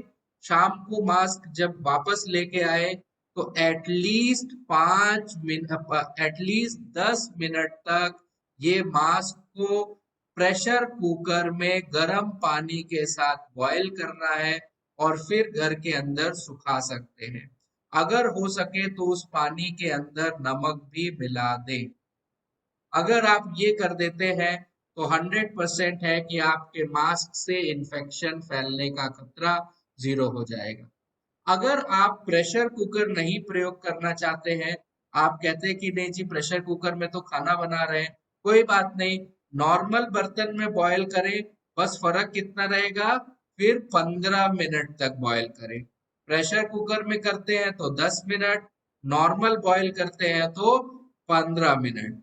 अगर ये भी नहीं कर सकते कि नहीं कर पा रहे, बर्तन में नहीं प्रयोग करना, तो क्या करना है, मांस को साबुन और पानी से धोना है और कम से कम 5 मिनट, कम से कम 5 मिनट क्या करना है, प्रेस करना है।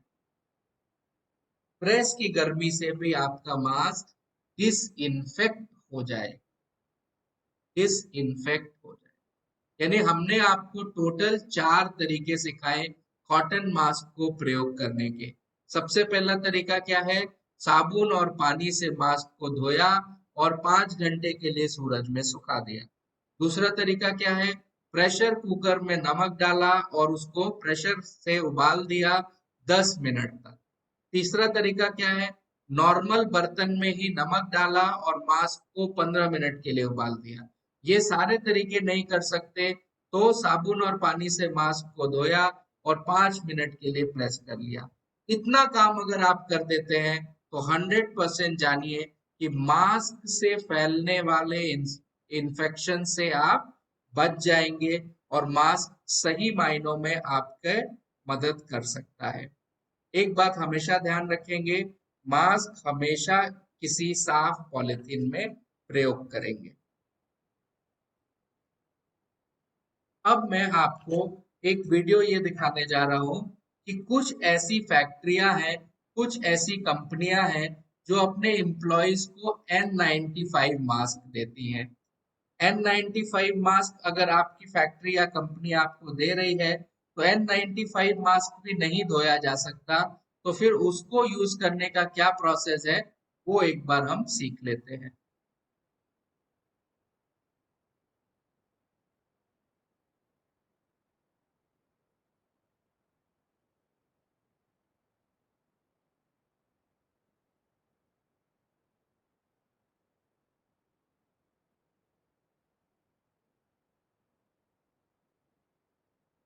आपके सामने एक एक एम्स का वीडियो है जिसमें कि एम्स ने 4 मास्क अपने सारे हेल्थ वर्कर्स को दिए हुए हैं।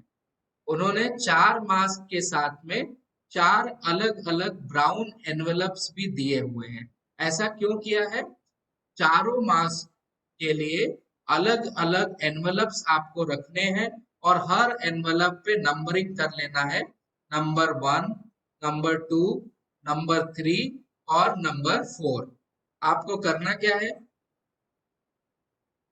आपको सिंपल ये करना है कि जब पहले दिन आप मास्क नंबर 1 पहनेंगे, सुबह आपने नंबर 1 वाला मास्क पहना, दिन भर ये मास्क यूज किया, शाम को जब आप घर वापस आते हैं तो ये मास्क को वापस आप 1 नंबर के एनवलप में रख के छोड़ दीजिए और अगले दिन 2 नंबर वाला एनवलप का मास्क पहन लीजिए।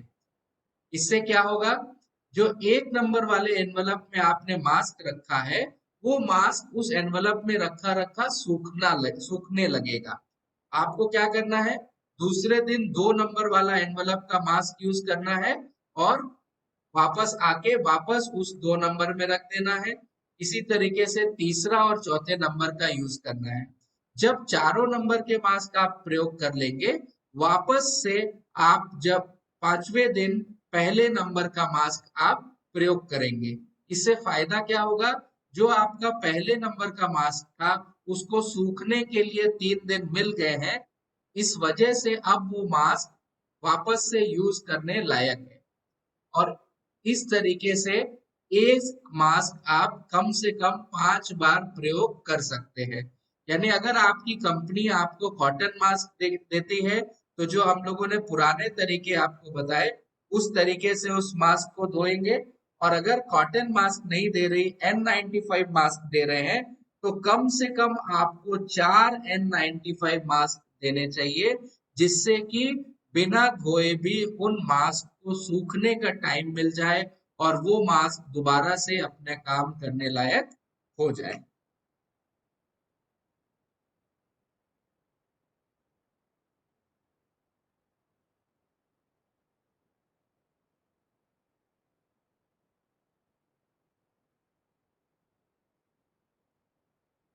वापस से अपने प्रेजेंटेशन में आ जाते हैं।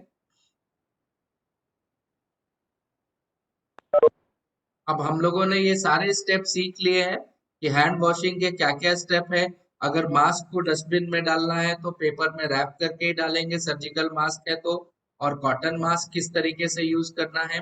अगर हम ग्लव्स यूज कर रहे हैं तो ग्लव्स यूज करने का भी आपके सामने तरीका दिया हुआ है कि किस तरीके से ग्लव्स को भी केवल पीछे के तरीके से ही यूज करना है पहनते टाइम भी। आप देखिए आपके सामने पहनते टाइम भी पीछे के तरीके से ही पहनना है और उतारते टाइम भी पीछे का ही हिस्सा प्रयोग करते हुए उल्टा करके ग्लव्स को उतारना है, क्योंकि ग्लव्स से भी इंफेक्शन मिल सकता है। ग्लव्स भी एक बायोमेडिकल वेस्ट की तरह ट्रीट होगा, यानी ग्लव्स यूज करने के बाद भी ग्लव्स को पेपर में लपेट के और उसी रेड वाले डस्टबिन में डालना है जिसके ऊपर लिखा हुआ है बायोमेडिकल वेस्ट। एक बात ध्यान रखनी है, ग्लव्स पहनने से पहले और ग्लव्स पहनने के बाद भी आपको ग्लव्स उतारने के बाद भी हैंड वॉश करना उतना ही जरूरी है जितना कि आपको बाकी चीजों का ध्यान रखना। यानी ऐसा नहीं है कि अरे हमने तो अब ग्लव्स पहन रखा था तो मेरा हाथ साफ ही होगा। ग्लव्स उतारने के बाद भी हैंड वॉश करना ही करना है। अब आपके सामने कुछ एक्टिविटी है, इसका फटाफट से जवाब दीजिए। कितने सेकंड तक हैंड वॉश कर सकते हैं और किससे कर सकते हैं बताइए। 50 सेकंड तक पानी और साबुन से, 30 सेकंड तक पानी और साबुन से, 20 सेकंड तक पानी और साबुन से, जी 20 second water and soap. D नहीं हो सकता, सैनिटाइजर और पानी से कर दे तो। सी सी सी डी क्यों नहीं हो सकता? तो सैनिटाइजर मिनिमम मिनिमम 20 सेकेंड है। 30-50 करना चाहे तो कर सकता है आदमी, उसमें कोई इशू थोड़ी है, लेकिन हाँ। मिनिमम 20 सेकेंड करना ही करना है। बिल्कुल ठीक बात है। मैं सी और डी के बीच में पूछ रहा हूँ कि वाटर एंड सोप और वाटर एंड सैनिटाइजर में क्या फर्क आएगा। अगर मैं कहूँ कि मैं 20 सेकंड हाथ धोऊंगा लेकिन पानी और सैनिटाइजर से धोऊंगा फिर Sanitizer भी आप the बताएं, germs. डायल्यूट हो जाएगा So sir. it will remove the all germs from the hand. तो ऑप्शन डी गलत है या सही है? इज ऑप्शन डी राइट और रॉन्ग? Wrong. वाई? अभी आपने बताया सर कि 70% मिनिमम एल्कोहल होना चाहिए जैसे। एग्जैक्टली। सर अगर आपने सैनिटाइजर वाटर में मिल जाएगा उसके वाटर और वाटर परसेंटेज बढ़ जाएगा सर। बिल्कुल ठीक। अगर आपने पानी के साथ सैनिटाइजर यूज किया तो जो कंसंट्रेशन है जो हम 70% चाहते थे वो उससे कम हो जाएगा और इस वजह से ये इफेक्टिव नहीं रह जाएगा। इसलिए अच्छा, इससे एक नहीं और रहेगा। चीज सीखने को मिली। क्या सीखने को मिली? अगर हमने हाथ धोया और हाथ धोने के बाद सैनिटाइजर यूज करना चाह रहे हैं तो सैनिटाइजर कब यूज कर सकते हैं? जब हाथ कैसा हो? Dry dry exactly. Right. यानी हैंड वॉश करना है और हैंड ड्राई करना है, उसके बाद ही सैनिटाइजर का यूज करना है। Very good.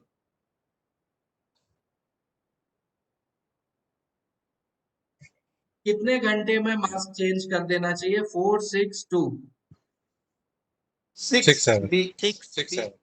6 is the most appropriate. लेकिन ध्यान रखने वाली बात क्या है, अगर 6 आवर्स से पहले भी गीला हो जाए मास्क मेरे मुंह के फ्लूइड से तो फिर भी हमें चेंज करना पड़ेगा।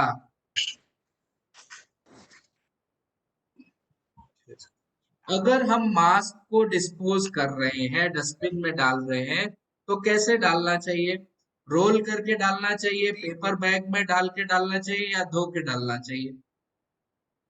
Covered using paper or paper using bag. Very paper good, bag. Very good. आप लोग सर स्मार्ट है, आंसर दिया हुआ था नीचे। अगर हमने ग्लव्स पहना है तो हैंड वॉशिंग की जरूरत नहीं है। ट्रू है, ग्लव्स जर्म से बचा लेगा। फॉल्स है, gloves false sense of security देगा और हैंड वॉश की जरूरत है। हैंड वॉश तब जरूरत पड़ेगा जब नॉन फूड सरफेस को टच करें। कौन सा सही होगा? B B B false. Nose may be B. false sense. Very good. यानी अगर आपने ग्लव्स पहना है तो भी ग्लव्स पहनने के पहले Nose may hand be wash false sense. करना है, ग्लव्स उतारने के बाद हैंड वॉश करना है, और कोशिश कर सके तो ग्लव्स पहने हुए भी हाथ को सैनिटाइज करें। Very good.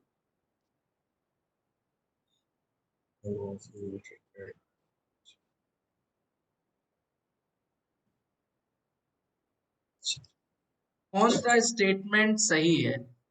Wash hands after removing gloves and face cover. Mask को और ग्लव्स को उतारने के बाद हाथ धोना चाहिए। कफिंग या स्नीजिंग के खांसते या छींकते समय मुंह को टिश्यू से ढक लेना चाहिए। आंख, नाक, मुंह को नहीं टच करना चाहिए। इनमें से सारे ही सही हैं। Yeah, all of the above. सारे सही। Very good. इनमें से कौन सी बात गलत है? Infected employee should self quarantine और आइसोलेट। कोई अगर इन्फेक्टेड है तो खुद ही उसको अपने को अलग कर लेना चाहिए। अगर किसी एम्प्लॉय में सर्दी जुकाम जैसा सिम्टम हो रहा है ऑफिस में तो उसे घर पे भेज देना चाहिए।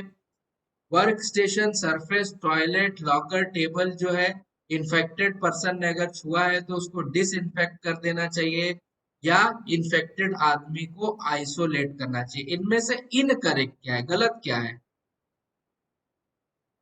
B. आगे B. आंसर है। Sir, employee क्या गलत है? to like उसको घर पे भेजना चाहिए कि नहीं भेजना चाहिए? नहीं भेजना चाहिए, क्या करना चाहिए? इसको आइसोलेट। सेपरेट रखना चाहिए, आइसोलेट कर। Very good. आइसोलेशन रूम में डाल दिया, फिर क्या करें? अब इतना पैसा तो है नहीं हमारी कंपनी के पास कि उनको 14 दिन तक रूम में रखे। फिर क्या करें? Government government hospital. Very good. यानी फिर उस किसका इमरजेंसी फिर किसका जरूरत आएगा? लोकल इमरजेंसी Coordinator के through. रिस्पांस टीम का। लोकल इमरजेंसी रिस्पांस टीम का जो कोविड कोऑर्डिनेटर है वो फोन करेगा लोकल हॉस्पिटल को, लोकल अथॉरिटीज को, और उनसे पूछेगा हमें क्या करना चाहिए। एक बात आप सिंपल ध्यान रखिएगा, अगर आपके पास लोकल अथॉरिटीज का नंबर नहीं है तो सिंपल नंबर है 1075 1075 1075। ये नंबर सेंट्रल हेल्पलाइन का नंबर है। आप इस नंबर पे भी कांटेक्ट कर सकते हैं। ऑल इंडिया का। जी, ऑल इंडिया। फूड हैंडलर्स के बीच में कितना गैप मेंटेन होना चाहिए? 1 metre, 2 1 metre, 1.5? 1 meter. Very good. 1 होना चाहिए। हालांकि अभी लेटेस्ट गाइडलाइन के हिसाब से 2 मीटर्स तक भी इन्फेक्शन हो रहा है।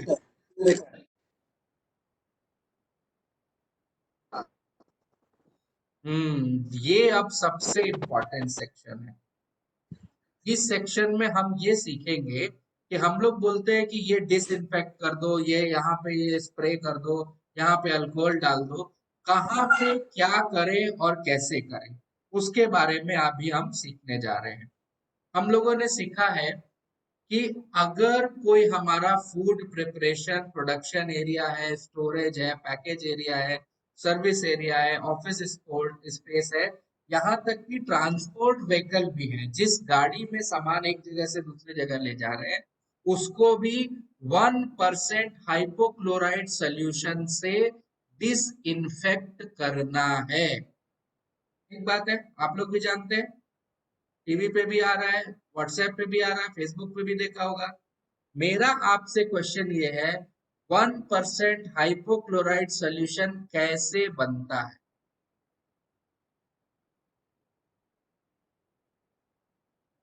बताइए। 1% हाइपोक्लोराइड सोल्यूशन का मतलब क्या है?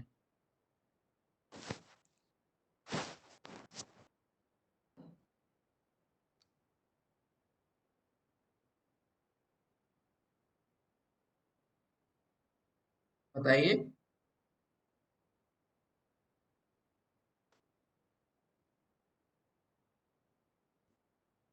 आपने सुना है नाम 1% हाइपोक्लोराइट का?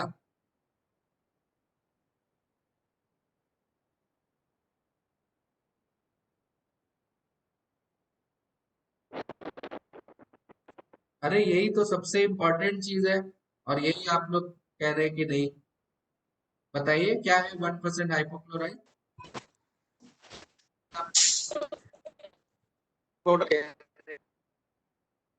क्या है कैसे बनेगा 1% ब्लीचिंग। जी,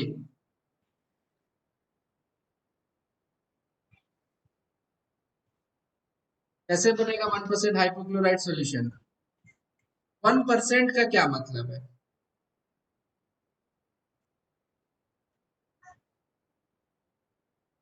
ब्लीचिंग पाउडर का नाम सुना है?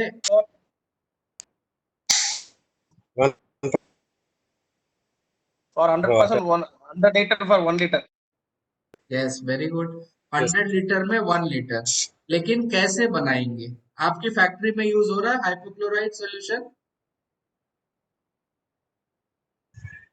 हाइपोक्लोराइट सॉल्यूशन से डिसइंफेक्शन हो रहा है, स्प्रे किया जा रहा है?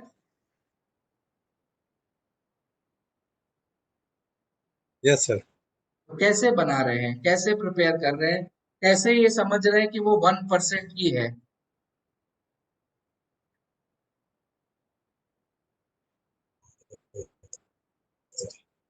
अच्छा, हाइपोक्लोराइट सॉल्यूशन क्या होता है, कैसे काम करता है?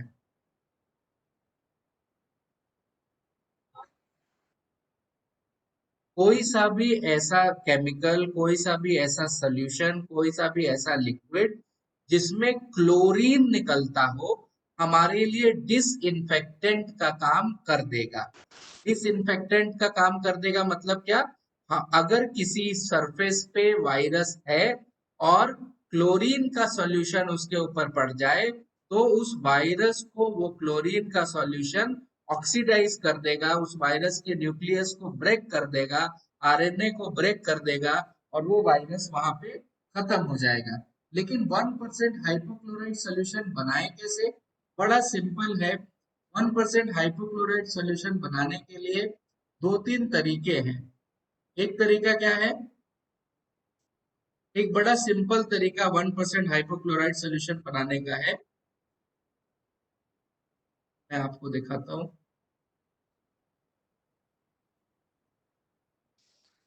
200 लीटर ड्रम में 2 kg। 1% हाइपोक्लोराइट सॉल्यूशन दो तरीके से आप बना सकते हैं। पहला क्या है? कैल्शियम हाइपोक्लोराइट पाउडर, यानी सीधे अगर आपको हाइपोक्लोराइट पाउडर मिल रहा है तो क्या करना है? 1% बनाने के लिए, 1% अगर आप बनाना चाहते हैं, सिंपल देखिए आपके सामने लिखा हुआ है, आधा चम्मच कैल्शियम हाइपोक्लोराइट पाउडर को 10 लीटर पानी में मिलाना है, और 1% अपने आप तैयार, बोल तैयार। अगर आपके पास में कैल्शियम हाइपोक्लोराइट का पाउडर मिल रहा है, ग्रेन्यूल्स मिल रहा है, मान लेते हैं कि कैल्शियम हाइपोक्लोराइट नहीं मिल रहा है, ब्लीचिंग पाउडर मिल रहा है, तो क्या करें? तो भी टेंशन की कोई बात नहीं है।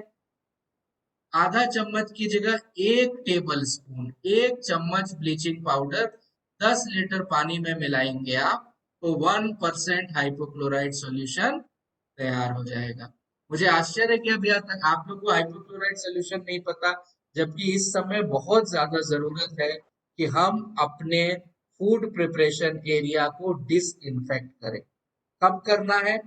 हर 8 घंटे या हर शिफ्ट के बाद सारे एरिया को कोविड-19 के टाइम में इन्फेक्ट करना, डिसइंफेक्ट करना जरूरी है। और किससे डिसइंफेक्ट करेंगे? 1% हाइपोक्लोराइड सॉल्यूशन से। क्लियर है बात?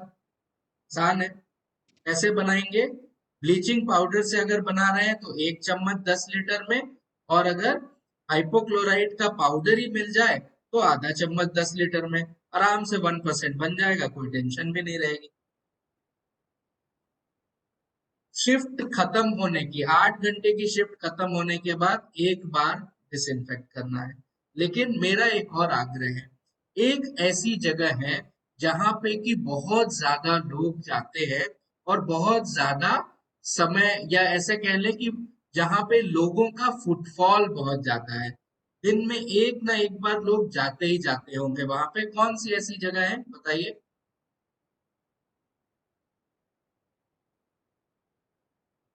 बताइए।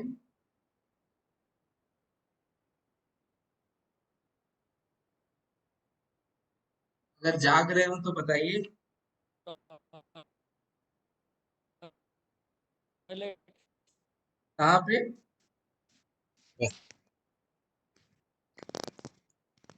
कहाँ? Toilet sir. Very good. Toilet ऐसी ऐसी जगह है जहां पे फुटफॉल बहुत है, और हमें टॉयलेट पता है। Very good. हमें पता है। हाँ जी, ठीक है, सुन लिया। पता लग गया, सब लोग जाग रहे हैं। हमें पता है कि टॉयलेट से हमारे को, नल से, टैप से, हाथ के कांटेक्ट से हमारे को वायरस लग सकता है।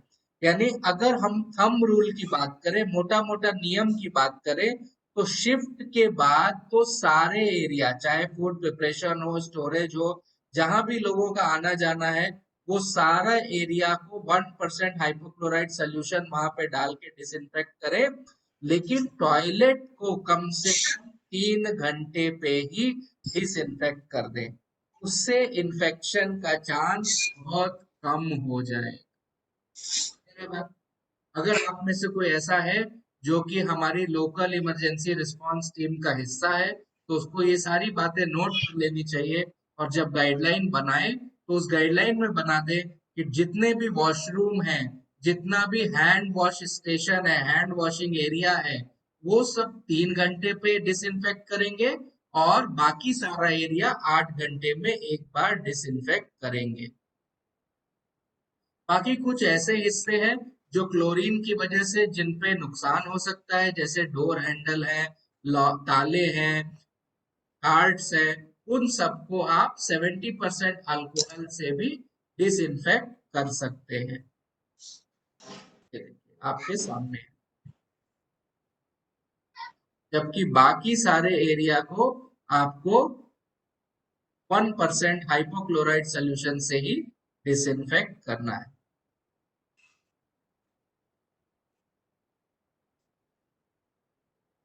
एक इम्पॉर्टेंट बात, सिंपल, बहुत साधारण बात आपको बता रहा हूँ, घर पे भी ये ध्यान रखिएगा, ऑफिस में भी ध्यान रखिएगा।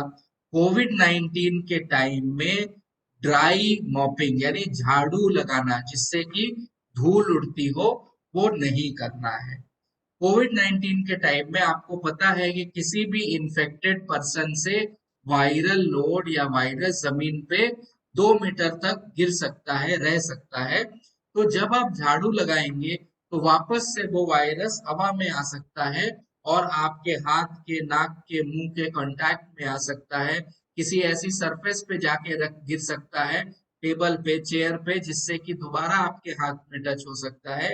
इसलिए कोशिश है कि जब तक कोविड-19 चल रहा है, ड्राई मॉपिंग यानी झाड़ू लगाना की जगह पे वेट मॉपिंग यानी सीधे पोछे से ही काम करें।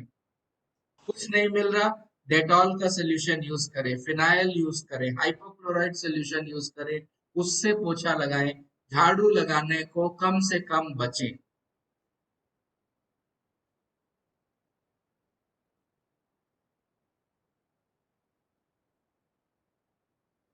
बताइए जरा। फूड प्रिपरेशन एरिया को किससे डिसइंफेक्ट करें? 1% सोडियम क्लोराइड, सोडियम हाइपोक्लोराइड से, पानी से, या 50 ppm क्लोरीन सोल्यूशन से?